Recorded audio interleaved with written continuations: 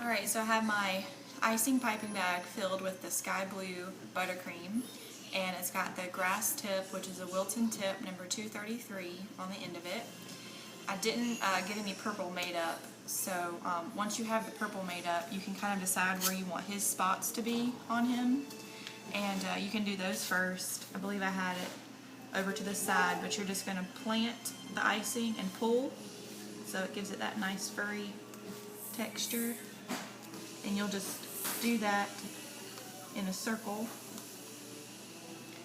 This will be your purple. So you'll just pick, this is just a cake dummy. I didn't have an extra cake to ice. So you're already going to have your crumb coating and your layer of buttercream for his cake. Nice smooth layer. So you're just going to be doing this on top of your white buttercream you already have on. So here's your 2 circles. You can do more on the back if you want. So again, those will be the purple ones. But to start the blue, and I'm just going to do the front half for you so you can get a good vision. I don't even know if I have enough icing to do the back. So we're going to start from the bottom, and of course it'll be on your cake board. So you can drag that hair over as long as you want to get the furry effect. So you start from the bottom and then you layer this way, so it covers up, gets that good furry coat.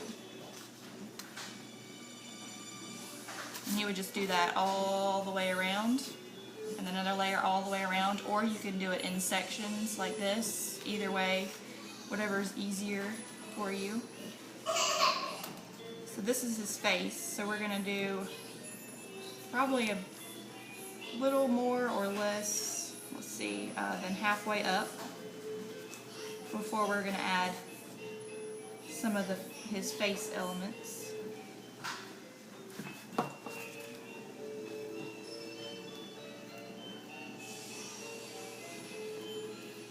Alright, since we have this layer, we're going to go ahead and add his mouth. I cut a piece of black gum paste out just in the shape of a mouth. You can use my picture of the cake as an example for the curvature and everything, but we're going to do that bigger than it looks in the picture.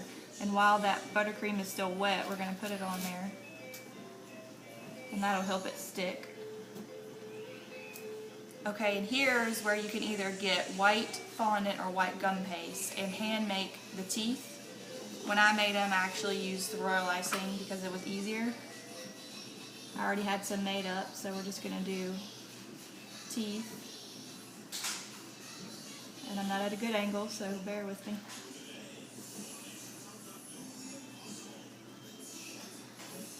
Again, you can use my picture as an example to go off of on the shape and sizing.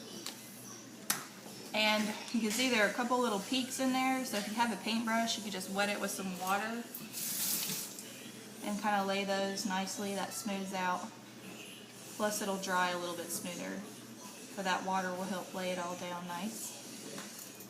So then I also cut out his lips out of the blue gum paste, and you'll just lay that right on top of that royal icing. That'll help it stick.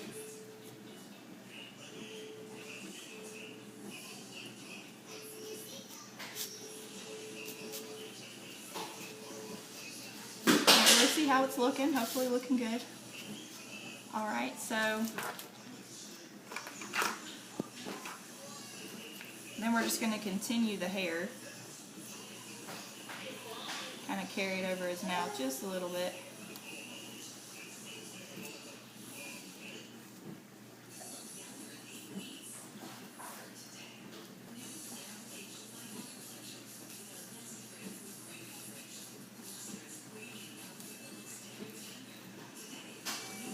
Alright, with that same blue fondant or gum paste that you have, we're going to make his nose.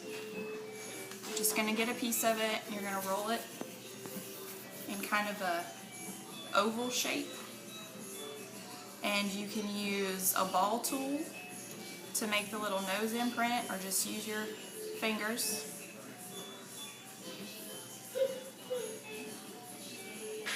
Kind of shape it, play with it a little bit. And we're going to add that. Obviously riding it crooked, not on purpose. That's okay, we can fix it.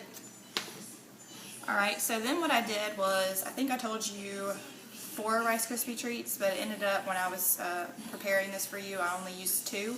It's 2 squares. You just kind of roll the edges, because you want that little bit of gap in between here. Kind of curve these edges too.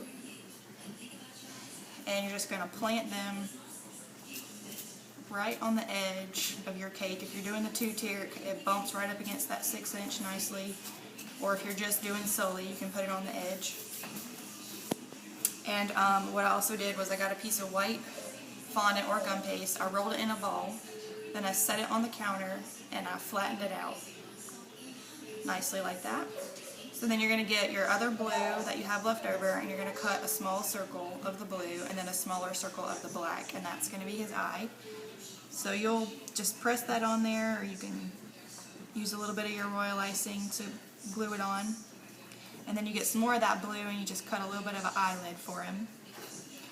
And then from here, you're just going to keep the icing going.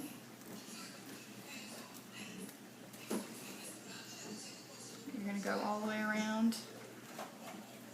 And again, you'll have that eyelid, so that blue will kind of come together nicely. I'm running out of icing, so anyways, that's the gist of his face. And then you're going to get your brown fondant or gum paste.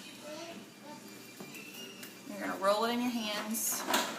And then you're going to roll the end of it to make his horns. Flatten out the bottom a little. And then we're going to curve it. And then this is what your toothpick, or you can use a spaghetti noodle if you want it to all be edible. And you're just going to shove him in. I think that's straight from not seeing it. You can also get your palette knife or your icing spatula, make some ripples in it for some extra texture, make it a little more detailed. Also, when I made mine, I got the brown and a little bit of white and I swirled it so it looked a little more, had some texture and some depth to it. So then you would just continue the icing all the way around, and that's pretty much it.